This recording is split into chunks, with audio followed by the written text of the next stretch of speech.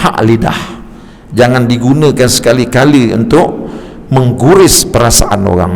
Jangan digunakan sekali-kali untuk menyebabkan orang jadi sedih. Ya.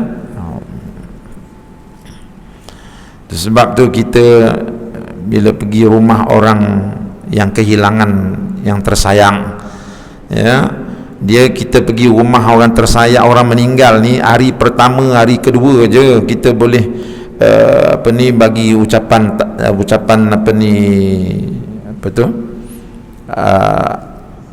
takziah. Hari yang keempat jangan dah, ya. Hari pertama, kedua, ketiga okey. Ucapan takziah tu macam mana? A'zamallahu ajraka. Itu je ucapan takziah tu. Jangan pergi kat sana, suami meninggal ni sebab apa, bila sakitnya, macam mana meninggalnya, jangan ditanya. Ya, itu semua benda-benda yang haram kita tanya. Nak pula dah hari keempat, hari kelima, kita baru dapat tahu suami dia meninggal, kita pun pergi. Itu hospital mana masuknya, bila meninggalnya, di mana kebuminya, apa pasal nak tanya benda tu? Ni dah hari kelima. Kawan tu sedih, bertambah sedih lagi. Kita mengembalikan semula nostalgia lama. Sehingga saya dengan arwah ni dulu sama-sama makan sup ekor dulu. Apa pasal nak cerita lagi? Kawan tu ambil masa nak melupakan, tiba-tiba kita mengingatkan kembali. Kita sangkakan benda-benda macam tu boleh mengembirakan dia, tetapi ini akan membuat dia lebih bersedih. Jadi hari pertama, kedua, ketiga jumpa, ucapan dia a'zamallahu ajraka, mudah-mudahan Allah Ta'ala berikan pahala yang besar kepada engkau di atas kesabaran kau. Itu aja, itu saja ucapannya, ya. Salam dia, peluk dia, a'zamallahu ajraka, Allah Ta'ala beri engkau pahala yang besar atas kesabaran kau. Assalamualaikum, dah balik. Jangan duduk lama-lama, jangan duduk bersimpuh gitu. Kita budaya kita orang Melayu ni, dia suka duduk bersimpuh gitu kan. Mula bercerita satu, habis nostalgia lama tu dia keluarkan balik. Ini lidah tu kita tak gunakan di tempat yang betul. Itu, ya. Jadi hari yang keempat, okey, kita sampai rumah dia, kita tak bercerita dah tentang arwah ni. Cerita tentang apa? Cerita tentang yang lain lah. Penting kita membina kehidupan, penting kita, ya, penting, tak payah cerita lagi pasal arwah-arwah ni, sebab ini akan menyebabkan orang itu bersedih kembali. Ya. Adab lidah seterusnya adalah tidak mengumpat dan menfitnah, tidak mencerca, dan tidak bicara apa yang tidak kena mengena dengan dirinya. Cukuplah, ya. Kita pun dah 5 siri 6 siri ni, kita takkan gunakan lagi lidah kita untuk cerca sesiapa. Ya, tak suka dekat dia, sudahlah, senyap-senyap je lah. Tak suka kat orang tu, nanti 5 tahun sekali kita guna pensil. Sudah, jangan guna lidah. Itu. Hari ni kita banyak guna lidah. Tak suka kat orang tu dalam masalah politik, lidah kita gunakan. Kita balun dia habis-habis, kan? Tak payah. Itu semua akan menyebabkan lidah kita nanti lebih banyak dosanya di akhirat. Kita guna pensil aja, itu calit kita, dah selesai masalah. Tanggungjawab kita tunaikan. Lidah senyap, nanti teruk kita di akhirat nanti, ya.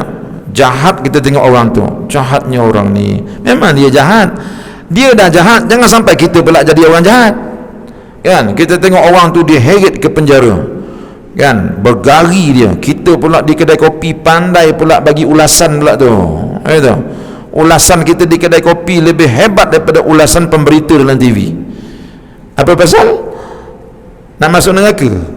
Jadi orang Islam yang bagus ialah orang Islam yang takkan buat benda-benda yang tidak memberi faedah pada diri dia. Cukuplah itu. Ya, ini kena hati-hati, sebab ini penyakit besar yang melanda umat pada zaman ini. Ya.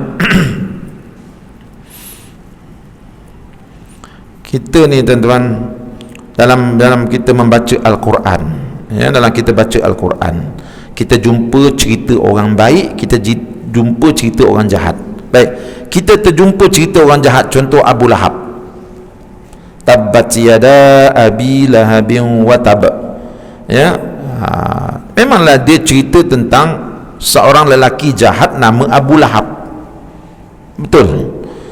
Tapi bila kita sampai kepada ayat itu, apa yang mesti kita lintaskan di hati kita? Jangan kita sampai di ayat itu kita pun mencelakakan dia, kan? Tak, sampai di ayat itu kita cuba melihat ada tak sifat Abu Lahab dalam hati kita. Itu dia.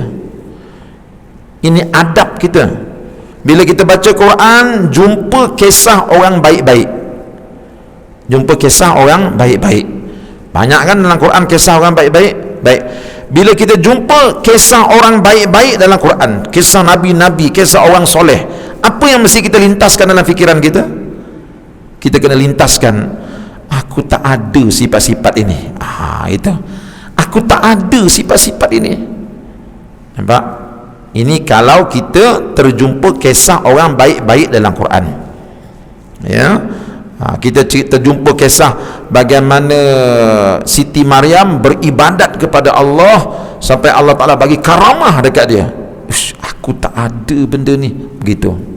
Tapi kalau kita sampai kepada ayat yang cerita tentang orang jahat-jahat, cerita tentang Fir'aun, cerita tentang Abu Lahab, jangan kita gunakan pikiran kita, lidah kita untuk mencelakakan dia lagi. Cukup, Allah Ta'ala telah celakakan dia. Tabbat yada abi lahabi wa tab. Allah Ta'ala telah celakakan dia.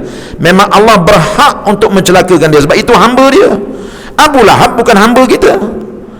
Jadi jangan kita menambah pula, itu bukan kerja kita untuk mencelakakan dia. Kerja kita apa? Bila sampai kepada ayat-ayat cerita orang jahat-jahat dalam Quran, kita bawa fikiran kita, jangan-jangan aku pun ada sifat-sifat macam ni kot. Kita letakkan diri kita ada kat situ. Salah satu daripada sifat buruk Firaun apa dia? Firaun ini dia takabur. Itu sifat buruk dia. Ana rabbukumul a'la. Tak payahlah kita nak celakakan dia. Cukup Allah Ta'ala celakakan dia.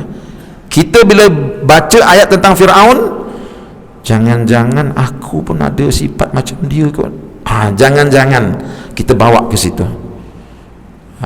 Ya, sebab mukmin kita tidak akan mencelakakan orang. Ya, sibabul mukmin kufrun. Kita mencelakakan orang mukmin kufur, satu kekufuran. Tak boleh. Jadi kita cek, tengok orang jahat, kita bawa pada diri kita, jangan-jangan aku pun ada macam dia kot. Aku pun pernah macam dia. Begitu. Ya, jangan, tak payah kita nak memburukkan dia lagi, cukup Allah memburukkan dia. Itu orang jahat dalam Quran yang dah tak ada. Kalau orang jahat yang depan mata kita, yang kita baca dalam surat khabar tu, diheret dengan bergari pergi ke penjara, jangan kita mencelakakan dia. Sebab dia tu ujung hayat dia kita tak tahu lagi. Mungkin ujung hayat dia akan jadi orang baik. Tiba-tiba kita dah sedap-sedap lagi dah, mencelakakan dia. Bukan kerja kita, bukan kerja kita. Dan bila kita tengok perangai dia begitu, tak elok, kita tahu, kita semak diri kita, jangan-jangan aku pun macam ni juga ke, aku lebih teruk daripada dia. Itu lebih bagus daripada kita buat perkara-perkara tak elok. Ya, ini bukan kerja orang mukmin. Sekiranya mereka mula bercakap soal yang sia-sia, berhentilah bercakap dan tinggalkan mereka. Tak payah duduk dah. Di mana berada, bercakaplah perkara yang sesuai dengan keadaan. Pepatah sufi ada mengatakan, untuk setiap keadaan ada bicaranya yang sesuai. Ya, untuk setiap keadaan ada bicara yang sesuai. Ya, jangan berbicara perkara-perkara yang tidak sesuai dengan keadaan. Allah menjadikan lidah sebagai penterjemah hati serta anak kunci kebaikan dan kejahatan. Ini pepatah sufi. Ya, jadi daripada lidah itulah akan jadi kebaikan, daripada lidah itulah akan jadi kejahatan. Sekiranya mahu hatimu baik, kawallah lidah waktu berkata-kata.